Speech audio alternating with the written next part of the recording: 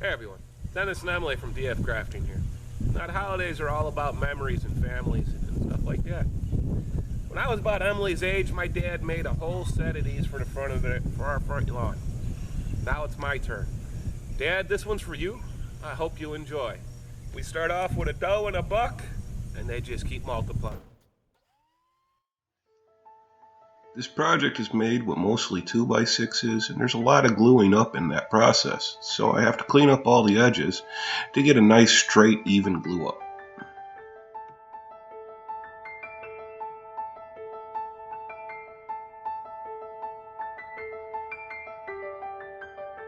With all the edges cleaned up and everything the same thickness, there's a few pieces that need to be glued together so the templates will fit on there. Some of the templates are just a little bit bigger than one 2x6, so you got to put a couple of them together.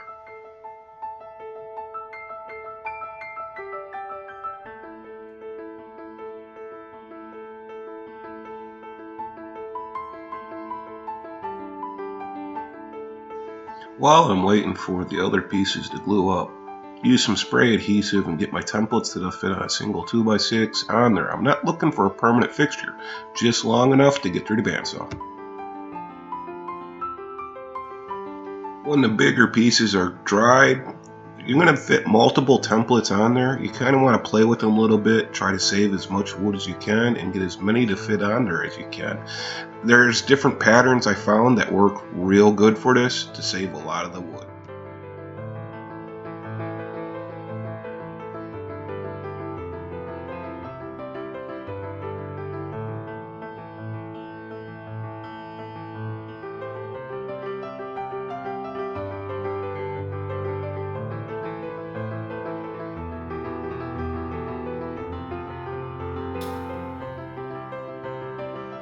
I then went to the bandsaw and cut out all the templates. I tried to stay outside the line, that way I can reuse some of my templates later, and I can always sand down to the line and make it look nice.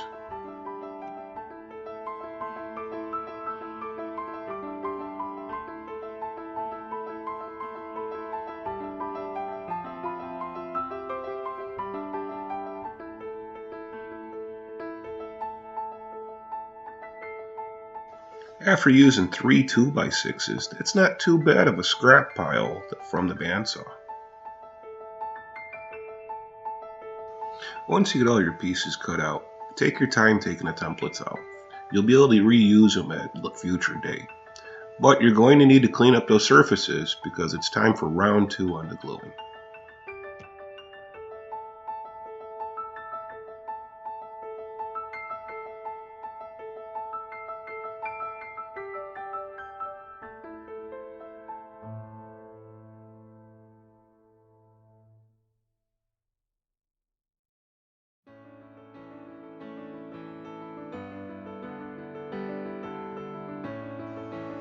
When gluing the body pieces up, you're not looking for a perfect alignment. You're looking for it to be close. There's going to be a lot of shaping in the future, and the little imperfections you can take out later.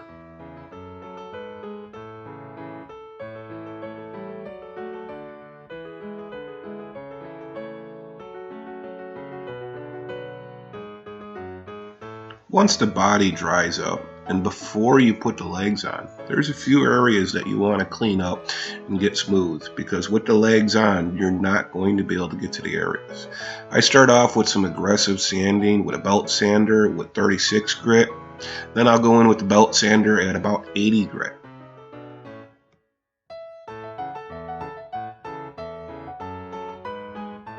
After I finish cleaning up the edges with the belt sander, I'll come in with the orbital sander with some 80 grit starting off and work my way all the way up to 220. That'll clean up these edges real nice, and when I put the legs on later, I won't have to worry about getting into the little cracks. I start off with putting one side on. Now I try to make sure that the legs are straight with the ground. When I go to do the other side, I'll actually stand it up, and that way I know all 4 feet will fit flat on the ground, and this thing will be really solid and won't rock back and forth once I'm done.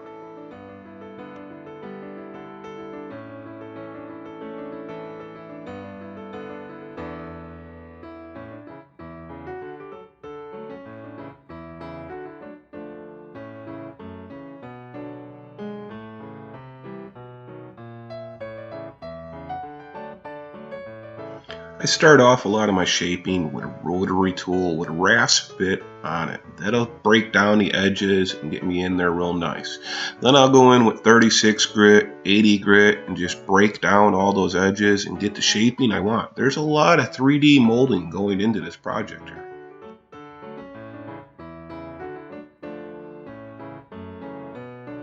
After the belt sander, I would get out the orbital sander and break all those hard edges that the belt sander leaves. Now, I would do each area 3-4 times until I get the look that I was looking for, and each one you make will end up being unique.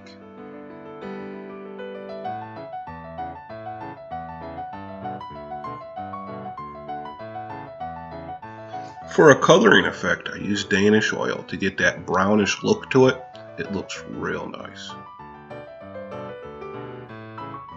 When putting the tail, the ears, the horns on, I use a 3/8 dowel rod because it's really hard to get in there with clamps to hold the pieces in place.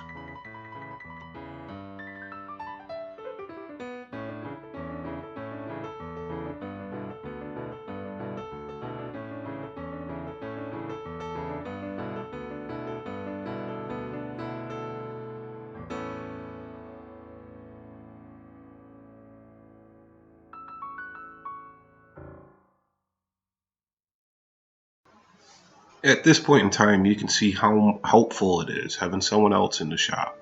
When you're trying to hold stuff in place, you really need that second person in the back to kind of look at it from a distance and tell you what needs to go where.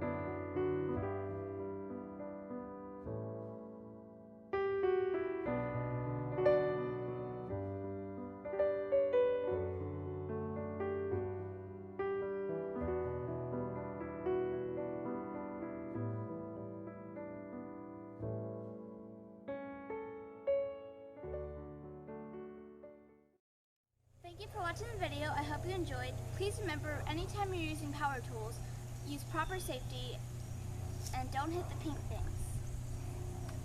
As always, please remember to like, share, and subscribe. And if you have any suggestions for us, please leave them down into the comments.